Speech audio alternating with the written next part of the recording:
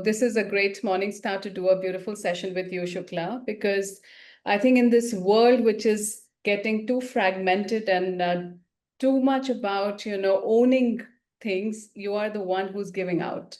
So no better introduction for that. You deserve even more than that. So let me just give a little bit of context of who you are and tell me if I missed out anything. So good morning, everybody, and thank you for joining us for this very amazing conversation at Ink Her. It's a tribute to women series, a powerful celebration curated by Ink Women and Herky to bring to you some incredible voices here. We are doing 49 extraordinary women, each of them living embodiment of courage, clarity, and change. The number 49 is actually not a coincidence. It represents the 49.6% of world's population that is women. And then we are truly curating spaces for these stories, the leadership, and of great impact. And one of these stories of great impact, which is radical and profoundly moving, is that of Dr. Shukla Bose. Many people spend lifetime chasing success, and so did I, and so did I think many of you who are sitting out there. Dr. Bose had it all, a thriving corporate career, global recognition, and a place at the table in boardrooms across the world. But one day, like I'm sure a lot of you are asking that right question, she asked it too. What am I truly here for? And I think that led to the Bangalore's urban slums, where she found the Parikrma Humanity Foundation in 2003. With just a few children in the makeshift classroom, Dr. Shukla Bose started reimagining education not as a system, but as a radical act of equity, dignity, and care. So over to you, Dr. Shukla Bose, to start with the start. A little bit about your background, a little bit about your upbringing, and then, of course, the whole transition into this beautiful space of give back. Okay. Well, I'll really get back to right at the very beginning. You know, um, I'm 69 years old, and I was born 69 years ago. But that time, um, my mother had 3 miscarriages before I was born. And, that time the medical facilities, the child care facilities were not that good. And it was in many sense, my mother says it was a miracle that I thrived. I was a premature baby, and everybody expected me to also not survive. But I did. And I think that sort of is that's my branding. I'm a survivor. And I have tried very hard to make people understand that there's a purpose in life, why we are born, and um, to help others survive as well. Okay, so I come from a very modest Bengali middle class household where we we were taught to sort of read a lot of books, but barely had a change of shoes because my parents, my father was a very, very scrupulously honest bureaucrat, and while we had a lot, he had a lot of power. Uh, we didn't have that much of money in the household, and my mother taught us how to make do with little. And I think the reason I'm saying all this is uh, began to see the value of things that we got. And um, I was a fairly good student, and I managed to get scholarships in very, very high end school and colleges where only the rich went. And I was kind of the odd one out. And my way to survive was to excel in whatever I tried to do. So um, I really realized the value of good quality education. Very nice. And that's how it began, to personally experience the value of education and try and sort of disseminate that to the others. Yeah. So I went to some of the best colleges, did my master's, did my MBA, and uh, I got into the corporate world because it was kind of socially expected of me. And I did very well and I enjoyed my time. And so I had a fairly flourishing, high profile corporate career when there weren't too many Indian women CEOs at that time. I'm talking about nearly 3 decades ago. I Correct. was one of those very few professional Indian women CEOs. And I enjoyed that position, but I felt there was more to life. Yeah, so I hear you, Dr. Post, because I think coming from an hospitality background, I think you also spent a lot of time in hospitality. And when you're sitting on a designation, which really gives you that power, which really also gives you that respect. And we attach ourselves to these kind of, entitlements or validations that are coming from our jobs and titles. It's very hard then to give that up and to do something from the scratch. What was that moment for you that you really decided, one? And secondly, how was it when you really started off? Okay, I have to say that remember I said I went to very high-end school and colleges where all the rich girls and people went. My way of keeping sanity and the equilibrium was to volunteer with Mother Teresa when I Oh, was doing my master's and MBA. As well as school, I would volunteer with her 2 days a week. I was not a very important volunteer. I was just a student, but I was one of those regular volunteers.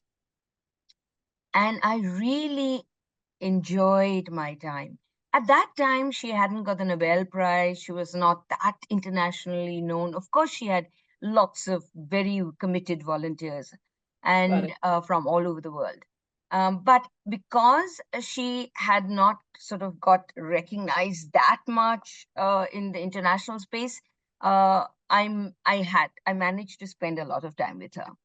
That has left an indelible mark on me. I every time I do something, I remember what she would have done. And so, uh, when was the turning point?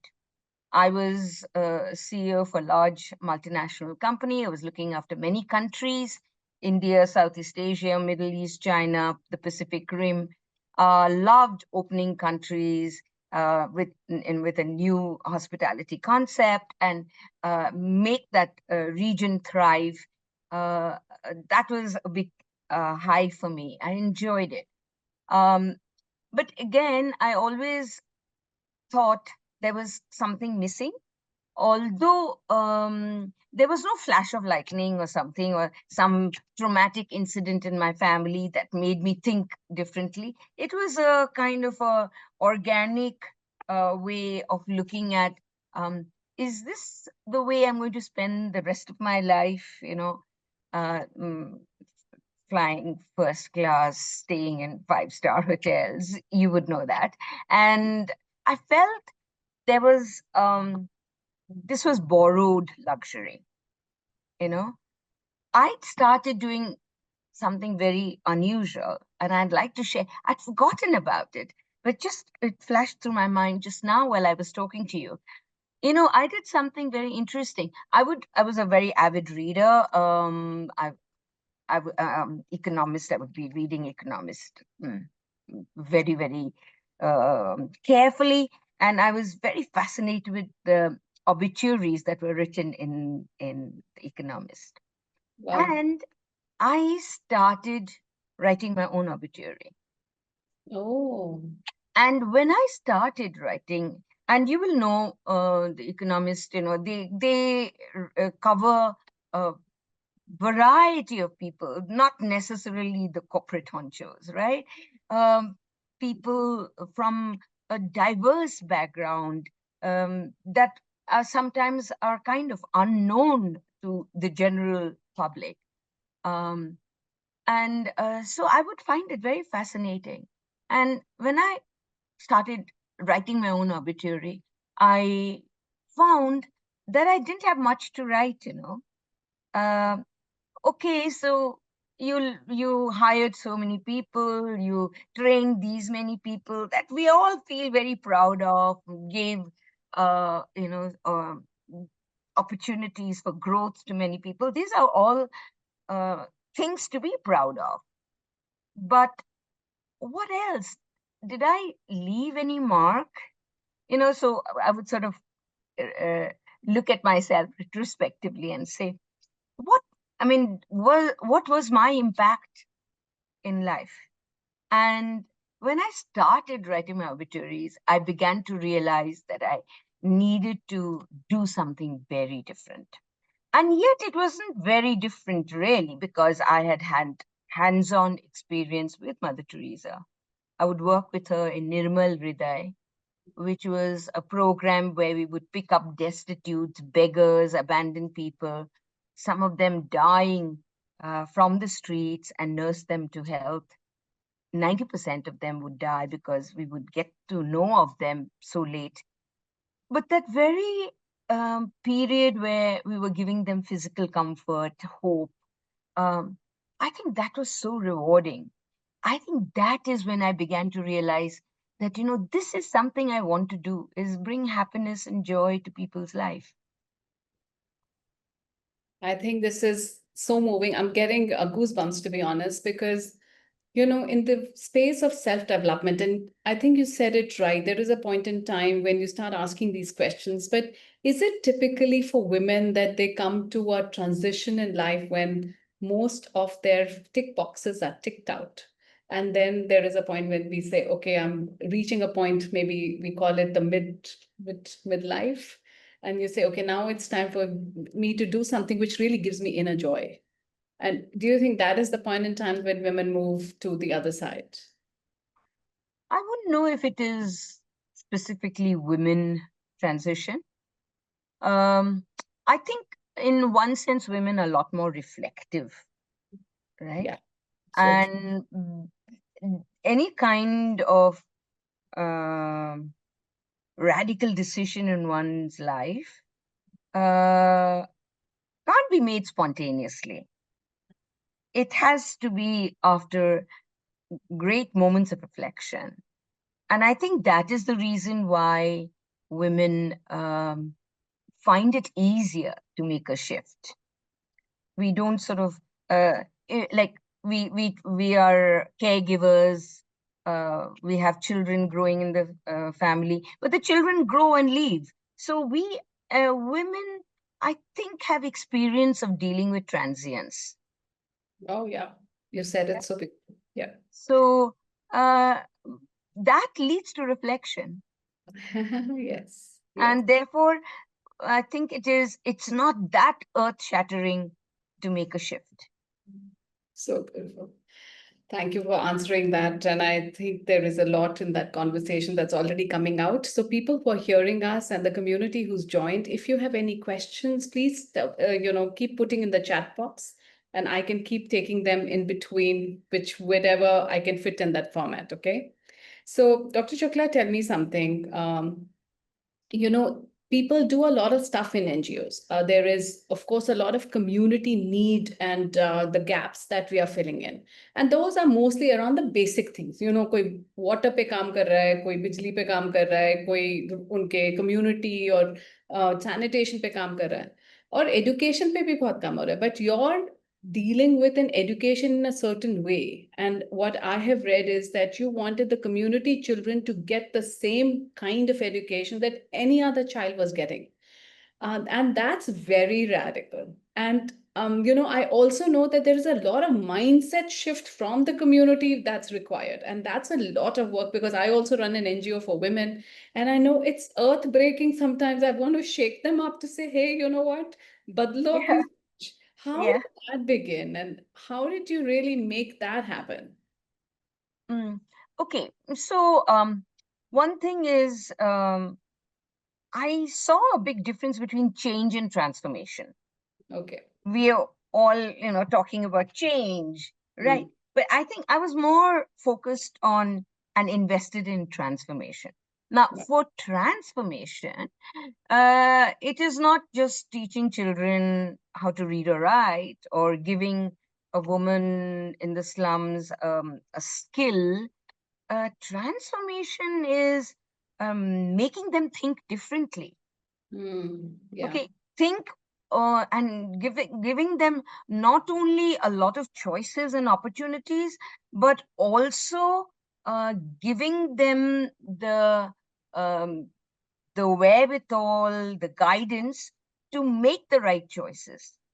And sometimes the right choices are not necessarily what we think is right.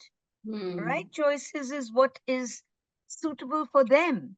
But I have this theory, and I have done my research on this, and I have a lot of data that I'd be happy to share with anyone. Is uh, economists and development experts are looking at and concentrate and have done a lot of good work on uh, the study of poverty. But I think what we really need to do is a sensitive study of the anatomy of the poor. And I think that is very important because we concentrate on various kinds of deprivations that exist in the marginalized communities, and all of them are relevant and valid. Deprivation of material deprivation, Sure. water, I mean, sanitation. These are material, physical deprivations. There's also biological deprivation, lack of healthcare, lack of nutrition. There's also, intellectual deprivation. It's the way, the exposure, worldview, and I have concentrated on the psychological deprivation, where I call it that what really keeps uh, people from the slums. And, I can say after having worked for more than 23 years in slum communities, I have a certain bit of hands-on experience. I think what really keeps people from slums trapped is the poverty of mind. Oh, It's yeah. not poverty, it is not physical poverty, it's not material poverty, but the Yeah. poverty of the mind. And the poverty of the mind is children, and I've been working with children Mm. from the slums and orphanages, uh, and streets. We also work with street children. They don't think that they can do anything more. That's what I call the poverty of mind. Okay, so they think, but I mean, I'm living in a community, my neighbors, and they're managing okay, and their okay is the best that they can think of.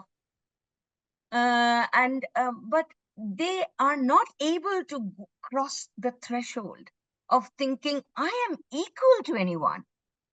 I'm not in any way inadequate. And we, in our education system, in the Parikrma, and I call it the Parikrma way of doing things, Parikrma way of teaching, we deal with the poverty of mind, where we are not just teaching our children to read or write, do maths, attend science fairs, and I have kids who have just returned from US, gone. I mean, they got a scholarship. I have to thank the U.S. consulate for the scholarship that they helped us to apply for and get. And I have this kid who absolutely comes from an environment. It's such a depressing, deprived environment. Got selected and went and studied in Missouri in a high school over there for a year and taught the class. English is not her first language.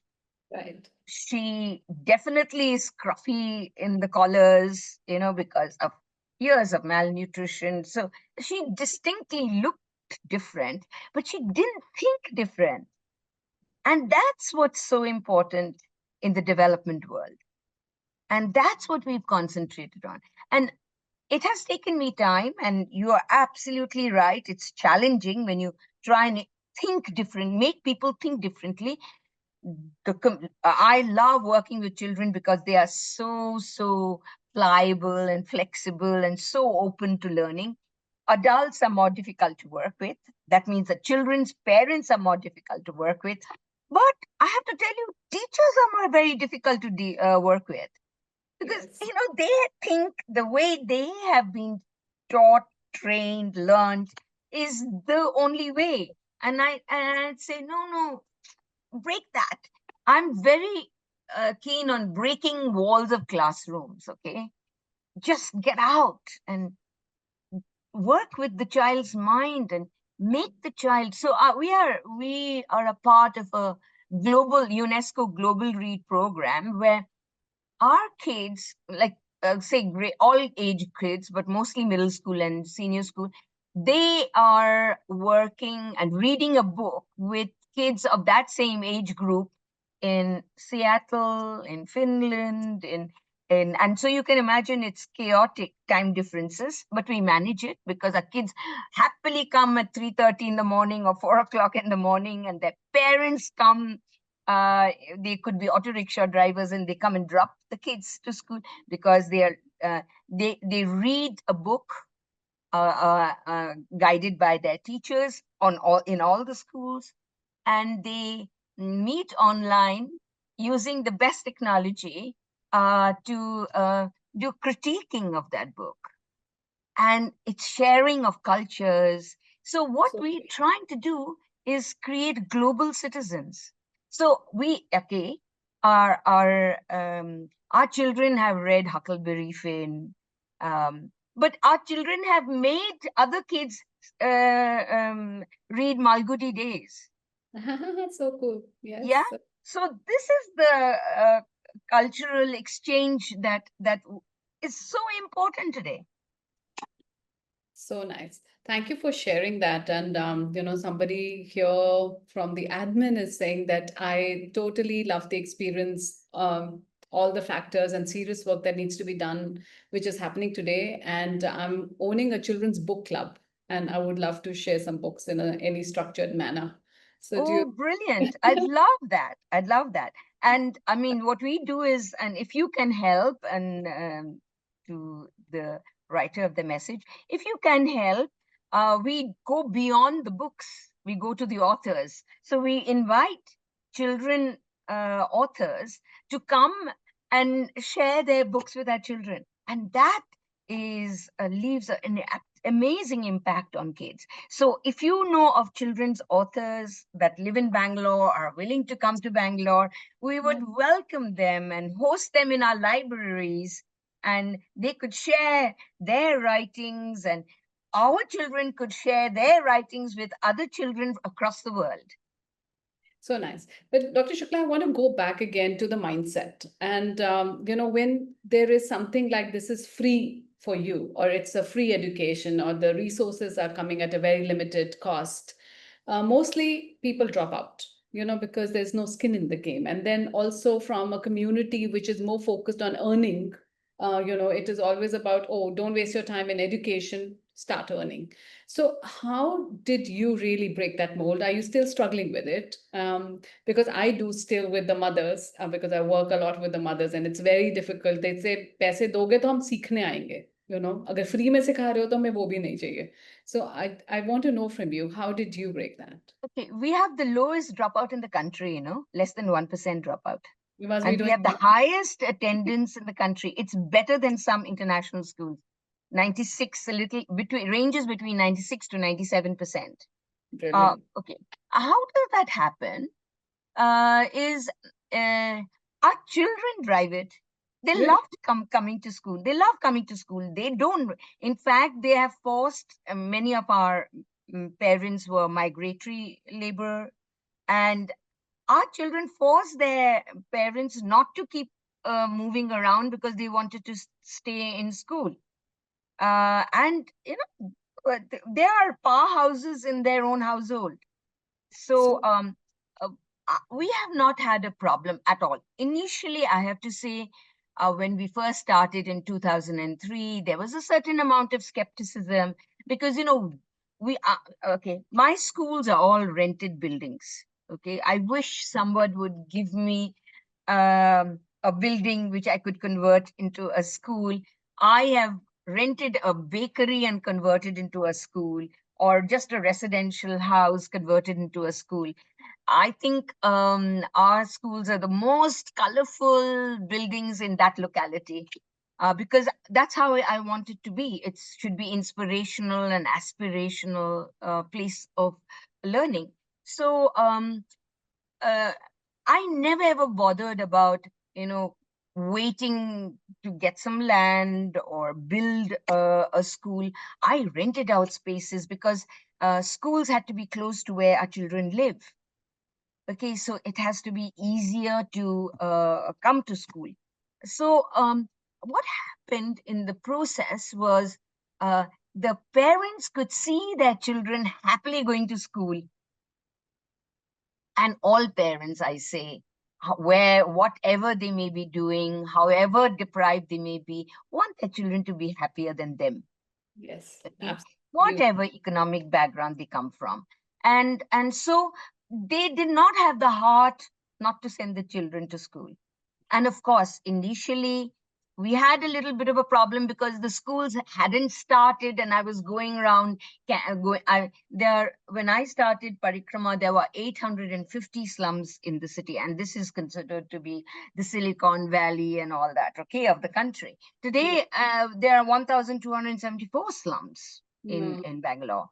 So Yeah. I walked through about 333 slums to identify the needs in the slums, which slum development really could thrive in in in our school and would need that school. So we looked at slums where there were no government schools, or dysfunctional government school. We looked at slums where there were all kinds of religions, because we didn't want it to be catering to a particular, genre of or segment of society. It had to be eligibility had to be poverty. Yeah. And so, what happened in the process is we we began very highly integrated with the community. I think that's the mantra. Yeah, That is really something that one has to do to gain the trust. I yeah, think with the right thing. yeah, Yeah, yeah. because otherwise it won't happen.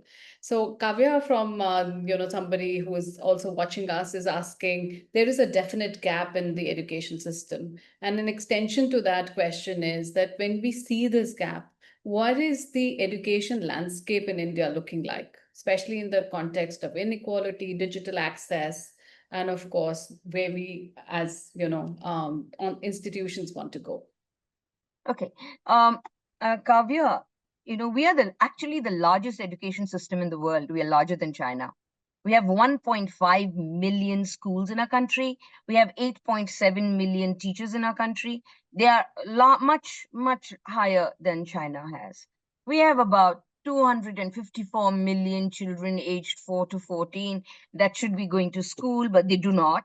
Mm. And the saddest thing is, about while 100 and all these figures, even if it comes out from the government data, is questionable. So there'll be a margin of 10% here and there, but okay, it's still a large number. About 154 million children are going to school, but only 30 million children complete school. I began Parikrama by questioning, why do not all the children that go to school actually complete school? And I realized that it is because, um, first, the high end schools are there for the high end people and for commerce, and the mid range schools try to keep their budgets low and do not have good quality teachers and facilities. And the low end schools, mostly run the government, have no interest in seeing progress of the children.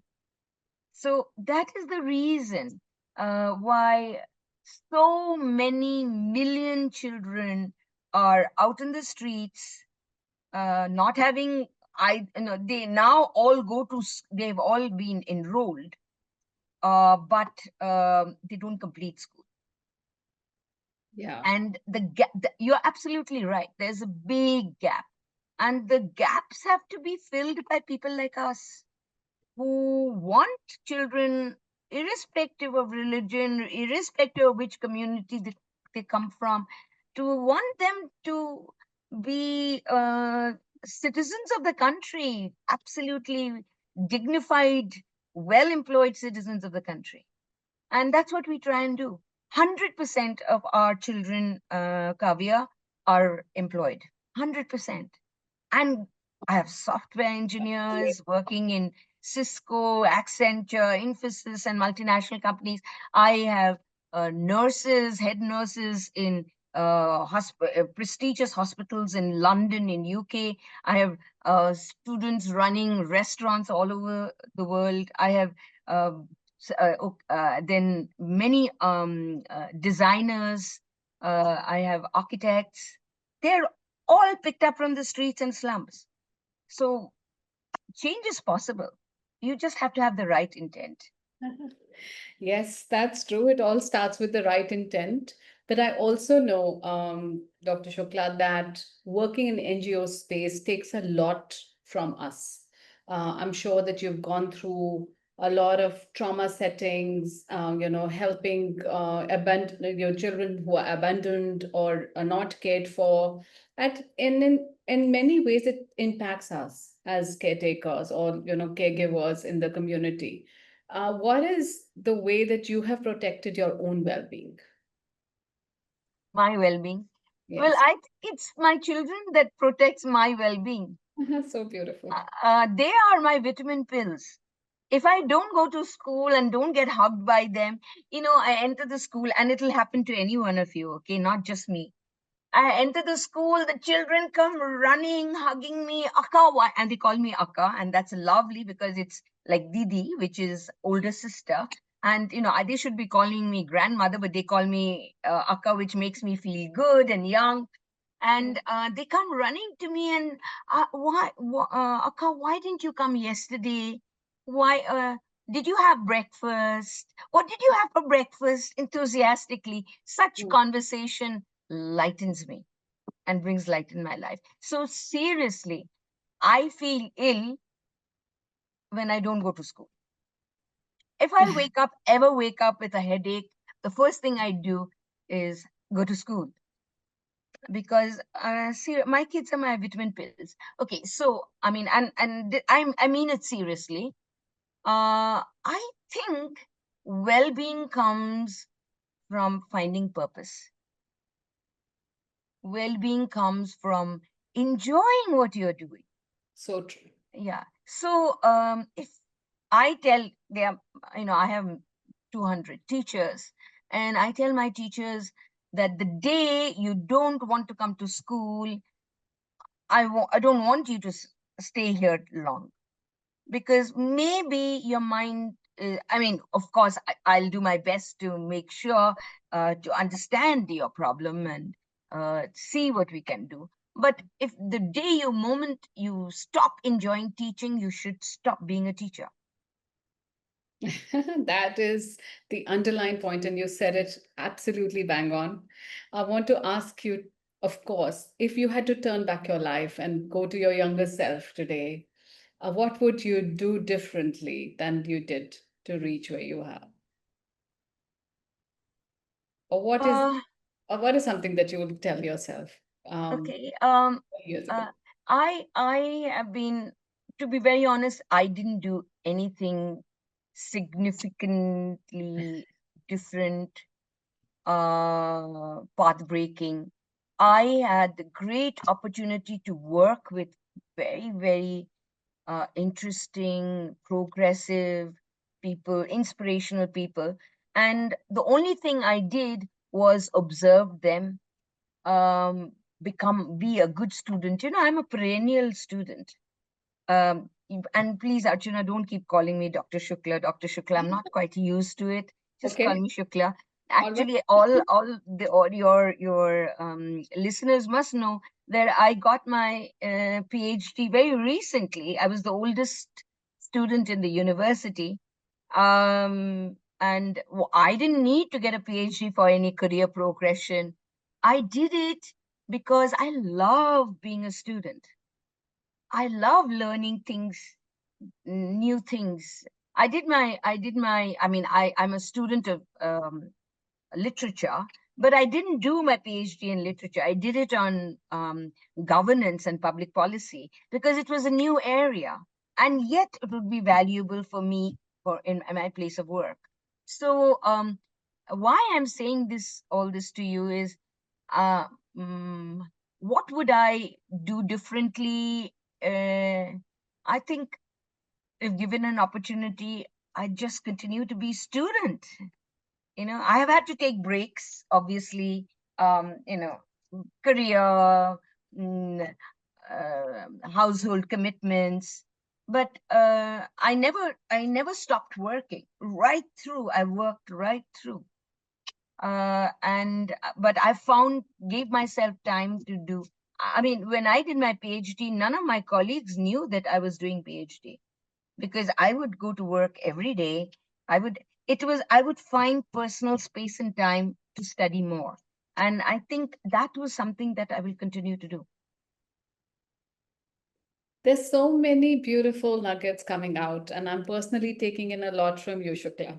And thank you for enhancing my journey today and telling me that there is so much more to do and so little time still. So Yeah. thanks for It's that. never late. It's never late. Never late to do things. Yes. I think that is something that all of us, especially I talk a lot about women because I think I understand that space more than, the other genders.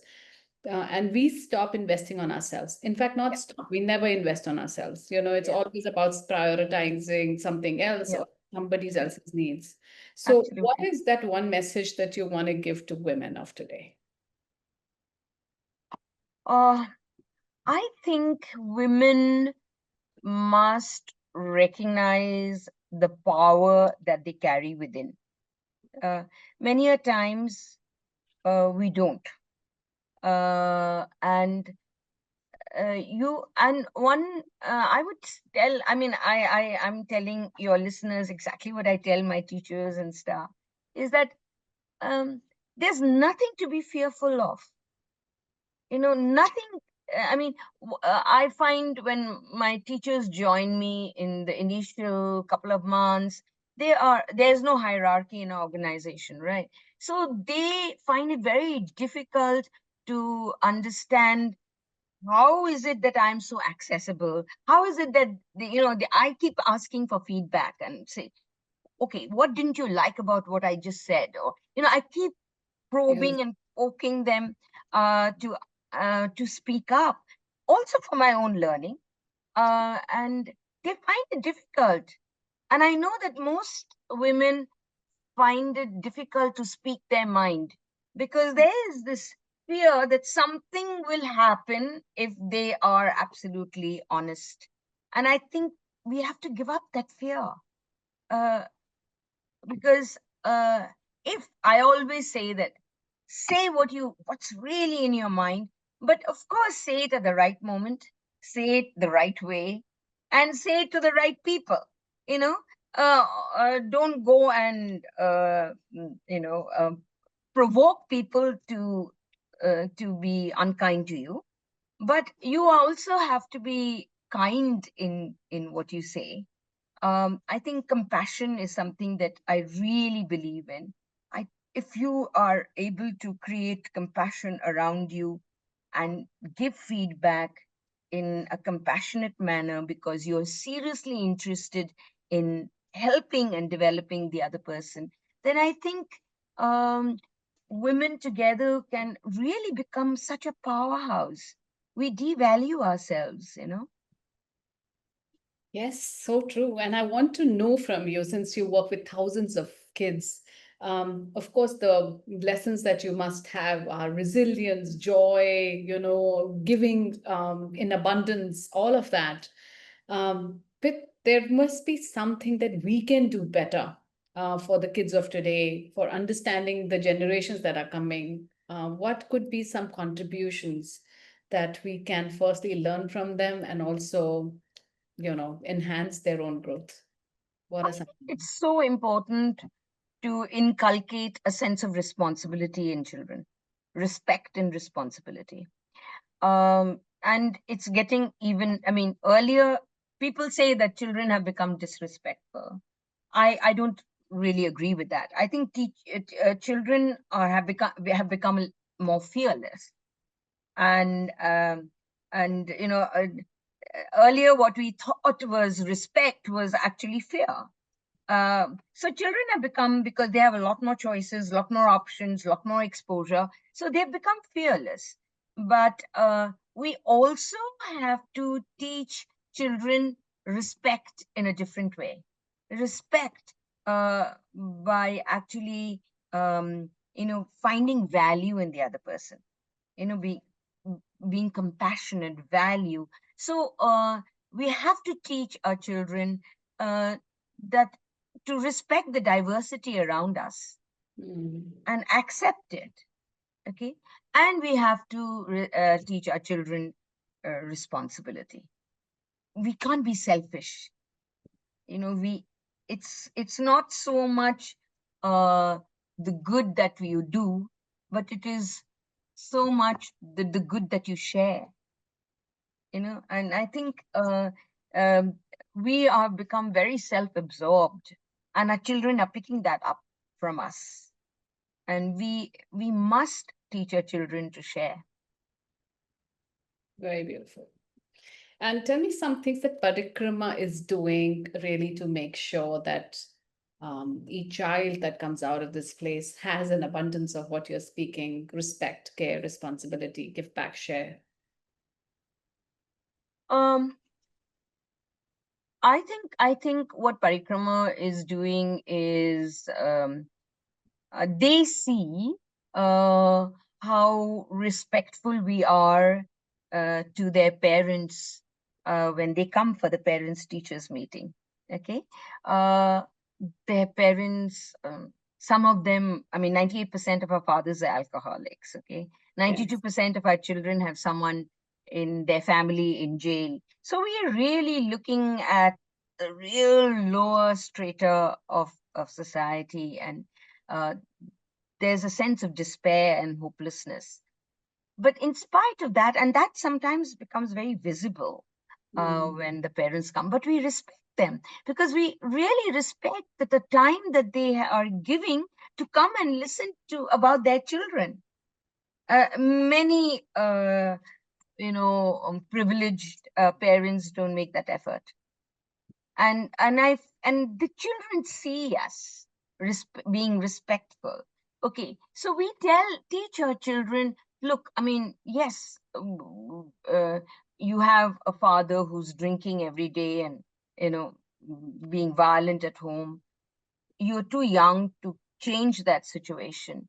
But the moment that we find that they are being abused in any way, we remove these kids. Okay, I mean, I've had to start a girls' hostel uh, purely to keep children safe.